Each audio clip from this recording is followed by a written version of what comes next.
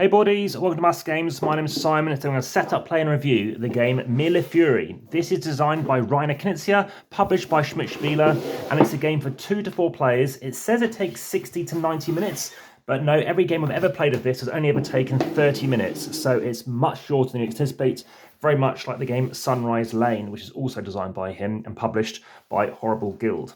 So this is a game whereby you're going to have a hand of cards, you're going to be drafting them and looking to gain points around this board here. So everybody is going to have a hand of cards, you're going to shuffle these up. I have happened to have some of these sleeved, but I've just unsleeved them just to show you for this video because some people find there's some glare going on. The starting player is going to be the Doge, they're going to be the first person to play a card, and then in turn order, once you've played out your cards, you're going to pass this on to the person to your left.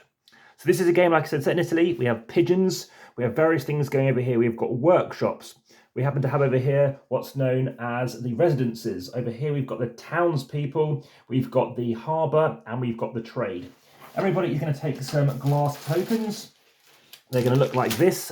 Now that is blue. It does say in the rule book it's, well, it looks green to me, but apparently they say it's blue, which can get confusing for one particular example.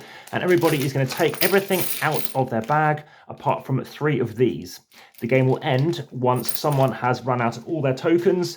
And what's going to happen is you can still place some more tokens, but no one's going to take any more turns.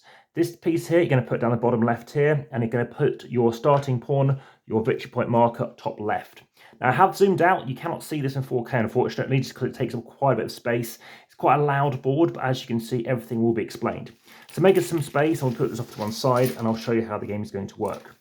So like I said, you are going to be placing a card, you're going to reveal a card and choose to place something out.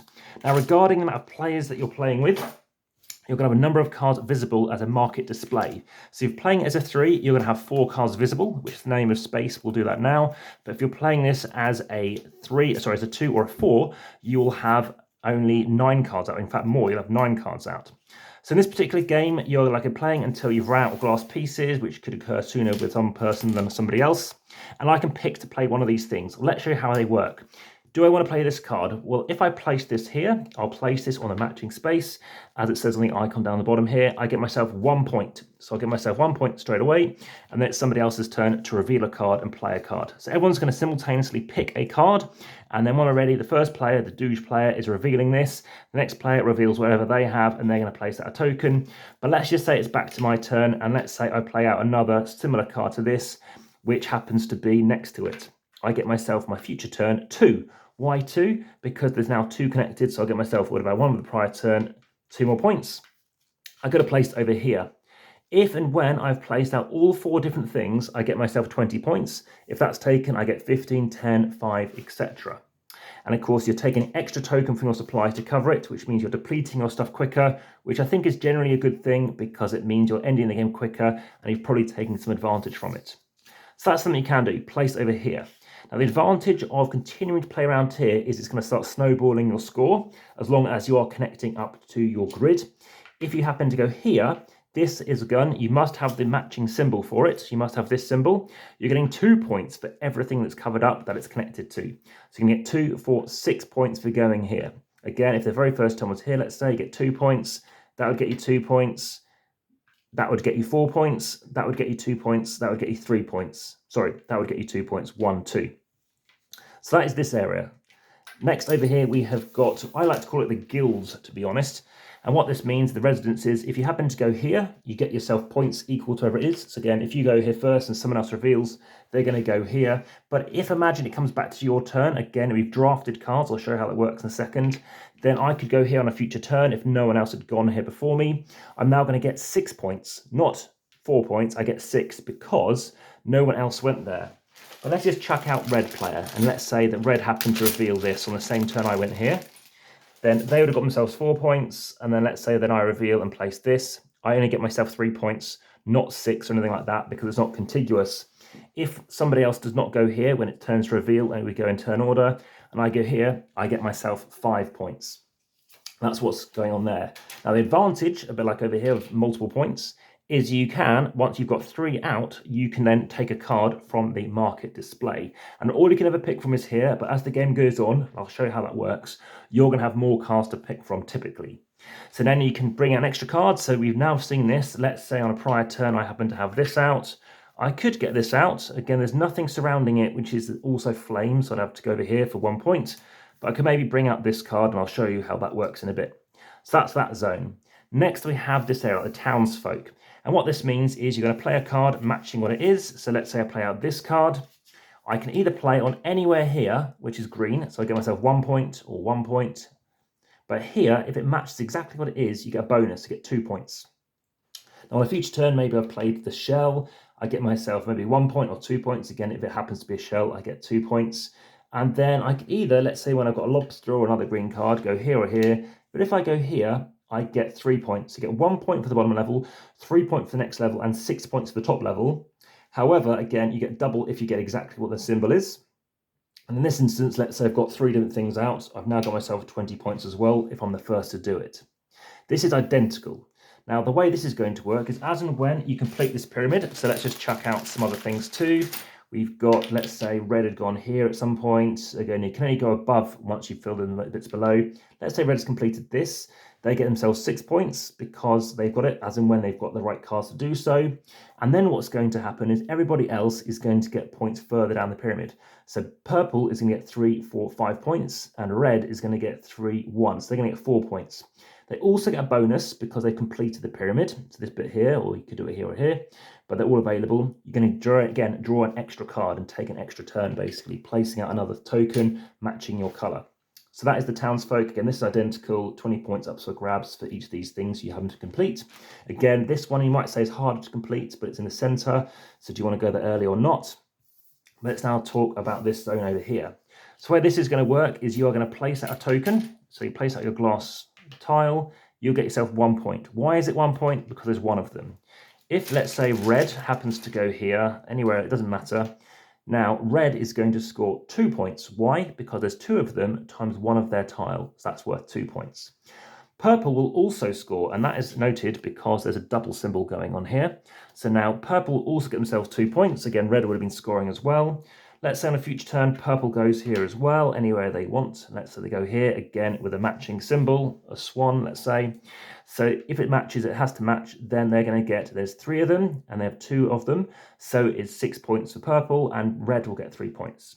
Now, at some point, let's say that we have another purple in here. So then it's going to be 4 times 3 for purple, 3 times 1 for red. And imagine red now goes again, because they've got a swan.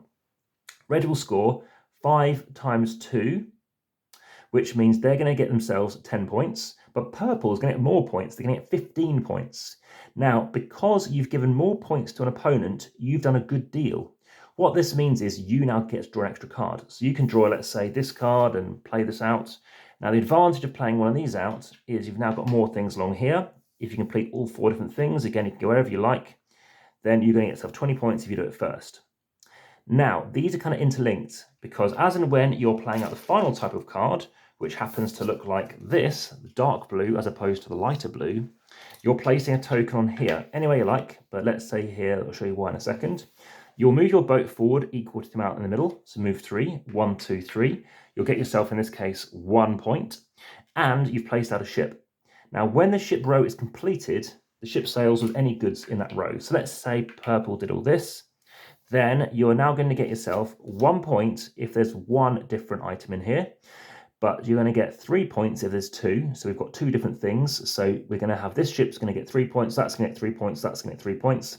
So 3 times 3, purple is going to get 9 points. Again, we might have had red, doesn't matter who's placed the stuff out here. It could have been like this. The whole point is purple is sending off different goods. Again, it doesn't matter whose it is. So in this case, purple's going to get 30 points. 10 points because there's 4 different things, 20 points because again there's 10 times 2, but there's 3 of them. But again, it could be that, let's say, red does this, then what's happening is red gets 10 points, purple gets 20 points. Again, everybody is going to score if it's possible. So 2 things happen. We move the ship, you get points, or you might end up getting a card. You might end up getting points. You might gain points and a card. If you go any further, you can't go any further than this. So this covers off all the different actions. I'll quickly run through it one more time. But you can also, instead of playing out a card and placing out a tile, you can just use the ability on the card. So I could go 1, 2, 3, 4, 5. Now, that isn't very good, but I could play out this, not placing out a tile, but just using the benefit at the top. 1, 2, 3, getting myself 10 points, which might be better, especially in this case, I can't even place any more swans. Now, you might see, and that's only happened in 1 or 2 games so far, you can only get these points if you can get all 4. So if you happen to block off a column, then obviously somebody might not be able to get those points. So there's a nice bit of strategy going on trying to do this. So you are playing out 4 cards. So just remember, you are having your 4 cards, or 5 cards in total initially. So let's bring out those 5 cards. You are picking one of those cards. So let's say my first turn, as I went over here, I get myself 2 points. And then what's going to happen is you are now taking your cards that you've played. So you've played out this one, you're picking a card, everyone reveals a card in turn order. So I reveal first, I place this out, the next person reveals, they place out a card. Then you're passing your cards to the left. So you're taking the cards from your opponent to the right, and then you're picking a card, putting it face down. Again, I'm still the Doge in this case. I'm going to place out another card. So let's just draw 4 cards at random. Let's shuffle them up first. 1, 2, 3, 4. So I'd have had whatever they've just had. And now I'm going first again. So maybe I pick this card. And we reveal in turn order. So I reveal this first. I place this out. So I get 4 plus 2 because they're next to each other. So I get another 6 points. 1, 2, 3, 4, 5, 6. And now it's their turn to reveal a card. Now, once you are down to 3 cards in a 2-player game, you place out the last card in turn order, and the last 2 cards, once everyone's played their cards, reveals 2 cards to go into the center. And that's that market card whereby you can get cards by surrounding something here. So again, if you manage to surround this and you're the person surrounding it, then if you happen to be, let's say, purple triggering it, then you draw a card from the center. But in a 2-player game, as I mentioned, those final 2 cards, or the 5 that you always have at the beginning of each round, those final 2 cards are going to be revealed and placed in the center, so more and more cards will start appearing here. Now, in a 3 and a 4-player game, you're placing out 4 cards, and then only 1 card is going to go into the center. Now, this is a game, as you might have noticed, can chain, because you might do something whereby you've started to complete this pyramid, which allows you to draw a card. So let's say I've done this, and just say it's all me doing it, and I've completed it, I get an extra card, so score up. And let's say I take this card, and now I can now place this here, which not only gives me 9 points, I've also now done 3 unique things. So now I can take another card. And in this case, I don't know, I can't see another way of chaining it right now, but I could take this card to go here, which might be useful because in this instance, I'm not able to get my 20-point bonus, but it's something that's quite useful. So that's something I could be doing. I could have done something different, maybe moving this forward 3 spaces or something. But there we go, that is the game. So what's my rating of the game and what do I think of the game? My rating is very good. This is at least a 7.5 out of 10 for me. Very, very enjoyable game. I love this Reiner Knizia game. Everybody I've played it with has enjoyed it too. We've had back-to-back games of it. Very impressive and enjoyable, particularly as a 2 and a 3. Unfortunately, I've yet to play this as a 4 at time of recording. I was hoping to wait, but it's been quite some time and I wanted to get this video out. But hopefully you'll find out more about that when I talk about this on the podcast. So check out the links through in the description on YouTube. So like, subscribe and hit the notification bell as well. It will appear on YouTube Music too. Lovely tiles, like I said, lovely board. It's very close. The first game I lost because I kind of focused on this and the person was doing this, and the next game they went heavy on this and then they won. You want to stop people from going too far on here. You maybe want to get majority on here because it could be like a 10-point swing. And also you might want to think, well, do I want to chuck it in a boat if it's not even going to sail? Because if it doesn't sail, you're not getting any points. I've gone to the end of this track a few times, sometimes not. So that's been good. Sometimes there's no cards to draw from.